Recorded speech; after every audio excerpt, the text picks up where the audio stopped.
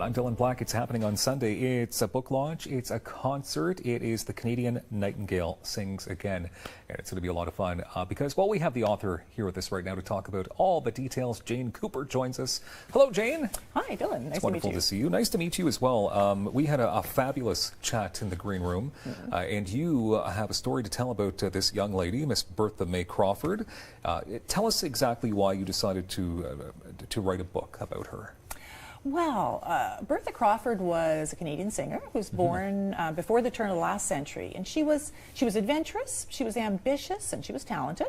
She could sing, and she wanted to have a career in an era when women didn't often have careers, and singing was one of the careers that was a respectable career that a woman could take on, and so she decided she wanted to be a star, I think, and wanted to become an opera singer. Okay, but she wasn't very famous over here in Canada.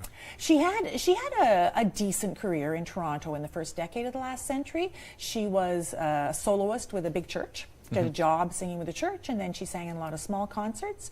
And she did tour across Canada twice with some other artists who were touring. But there was a real limit to how far she could go because there were no opera companies in Canada, and if you wanted to train to be an opera singer, you really needed to go to Europe. Okay. So what made you decide to create this whole story? Well, not a story, but I mean to relive her whole life in book format? Well, because I was curious because she had been forgotten, because there was so little information about her available. When I first started researching her, which is more than 6 years ago, there was an entry in the Canadian Encyclopedia of Music, but it was like 4 sentences long, right? But it said that she'd worked in Russia and Poland. And I have to say that that's certainly one of the things that caught my attention, because I thought, if you're going to research this woman's life, if you're going to write a biography about somebody, well, that would be a person where you get some really good travel out of it. Okay. So I was attracted to the idea that I'd have to go to Poland and Russia to do the research. So you did travel? I did. Wow, I did. Extensively, or? I did 10 days in Warsaw researching her life in Poland, and then I spent a month in St. Petersburg digging through the archives in Russia to find out about the period she spent in Russia. So that was a lot of fun, yes. How difficult was it then to research? I mean, you're just showing up in Russia and you're trying to find information on a lady, that's been gone for a while now. How difficult was that? Well, I had a translator to help me. I speak some Russian, but I had to get a translator to help me out. I looked up in advance where the big archives and libraries were, but it did take a lot of time. You have to put the hours in. I had to read newspapers to try and find references to when she sang, and you really had to.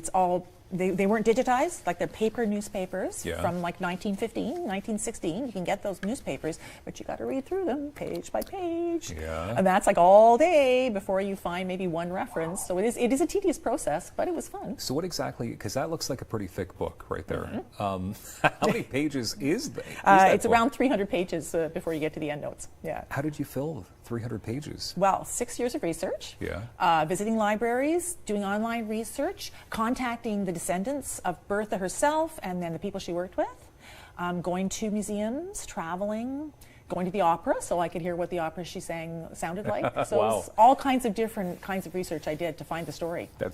I'm very impressed by all this. I'm very impressed. Okay, so it was a bit of a challenge because you were turned down by some publishers, but you didn't give up. I did, yeah. I tried traditional publishers, and most of them said to me that they didn't think they could really market this book. They thought it would be difficult to sell, even though it's a true story and it's a good story. So I didn't accept that. So I decided to do a crowdfunding campaign. So I went to Kickstarter, had a Kickstarter campaign. I got 90 Canadians were ready to put some money behind this story, and I raised $5,000 so that I could publish the book. That's something. So that was very encouraging, absolutely. I think Canadians do care about history. I think they think it's important. And I think it's a wonderful tribute to this lady who did so much. And now you're even kicking it up a notch because you've got a book launch concert, which is really neat because normally you just hear about book launches, but you're going to be celebrating her music as well. Yeah, I thought, how can you possibly launch a book about an opera singer and not have somebody sing her songs? Yeah. So I got together with Cara Gilbertson Boys, who's a local singing teacher and musician, and she has worked with a lot of her friends to help organize a concert, and we're going to have girls of different ages singing the songs that Bertha would have sung. Interesting.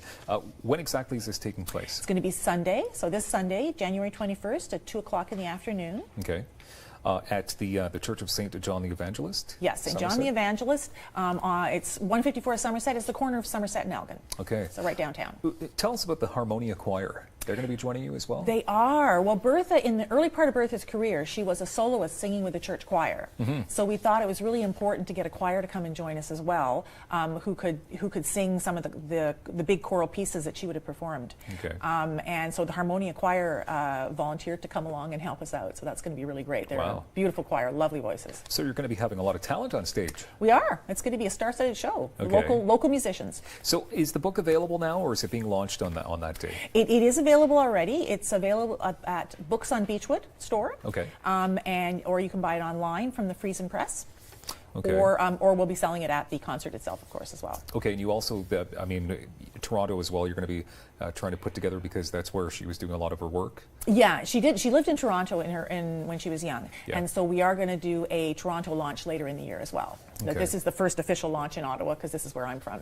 Yeah, well, it's best to do it in your home base, I guess. You put a lot of work into this. From start to ending, how long did it take you to put this together? I started in February. I first discovered Bertha in February 2011. Yeah, so that's until now. Yeah, so it's like it's more than 6 years I've been working on this project. It's a long project. That's a big project. Wow. Yeah. And it's not over, because now I have to sell the book. That's right. Buy the book. Support local authors. JaneClaireCooper.ca for more details. Yes. We appreciate your time. Thank you. And our friends from Salas San Marco on Preston join us in moments right here on Daytime Ottawa on Rogers TV.